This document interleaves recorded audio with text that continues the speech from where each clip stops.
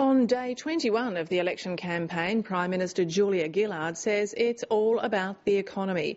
The opposition argues Labor's handling of the school stimulus program is evidence it's not fit to look after the country's finances.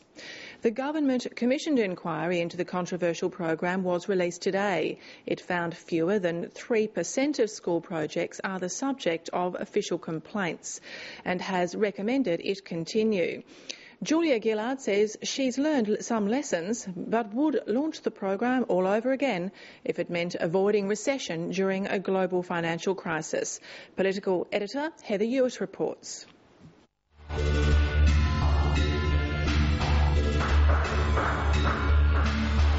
We made a judgment to invest in schools and to avoid recession.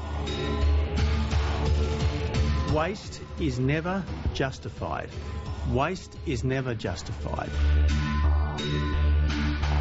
We have received 254 complaints, which is 2.7% of all schools. It was one of those days when the business of government merged with the election campaign. Can I start by saying that I welcome this report.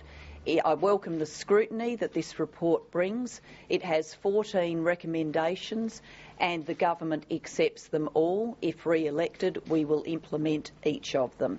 An interim report on the government's school building stimulus program, BER, by former investment banker Brad Orgel was released this morning and dominated questioning of Julia Gillard on the campaign trail. Did some things go wrong? Yes, they did, and I've acknowledged that publicly. The insulation scheme became a mess. I obviously wanted to make sure we had more of a focus on value for money in building the education revolution. That's why I created the task force led by Mr Orgel. The majority of complaints raise, in our opinion, very valid concerns, particularly about value for money and school-level involvement in decision-making. He concludes that the valid complaints by schools are in the order of 2.7%. Now, sure, not all schools have complained about their project, but that doesn't mean that value for money has been achieved. In the scheme of things, complaints by 2.7% of the 9,000 schools around the country doesn't sound a lot.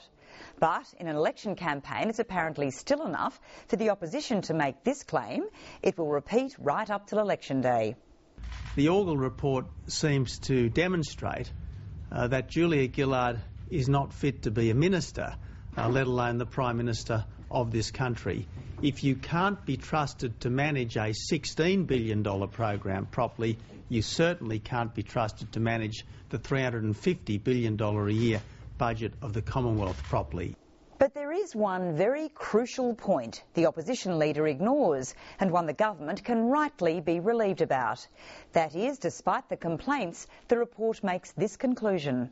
Our overall observation is that this Australia-wide program is delivering much-needed infrastructure to school communities while achieving the primary goal of economic activity across the nation. Of course, from this report, we have learned some lessons, and the lessons that we've learned go to the execution of the program, execution for the future, which is where Mr Orgel's recommendations come in. But I want to say this very clearly. I made a judgment about saving the country from recession by investing in schools. I stand by that judgment and I would make it again today. Of the 2.7% of complaints, half were about New South Wales schools. The complaints are very concentrated in the New South Wales system. If you look beyond that, 80% of the program, there's very few complaints, and therefore the implementation looks to have gone very smoothly. And with that, the campaign moved on. Product placement. Julia Gillard was in her hometown of Melbourne. Very dramatic, the choice for the 21st of August. You're hanging out at the back. Fred, how are you? Are you having a barbie, said you not? I'm not sure the bosses are agreeing with that. Oh, lost my shoe. Can I put your shoe on? Oh, thank you. You have a lovely day. Thank you. I hope you win. I think it's time for a cup of tea. Tony Abbott was on the trail in Tasmania. These cauliflower ears are not just the result of packing down in too many scrums, they are the result of his teeth chewing my ear. I'm a warrior for a long time. There's a very good book I can recommend called Battle Lines. Wouldn't be a day on the campaign trail without holding back. Can I have a Just a little cuddle. I think Harriet probably is thinking to herself, why am I being surrounded by all these funny people? And political leaders of days gone by seem to be everywhere.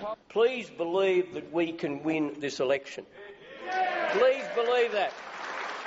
Is the coalition ready for government? No. No? No.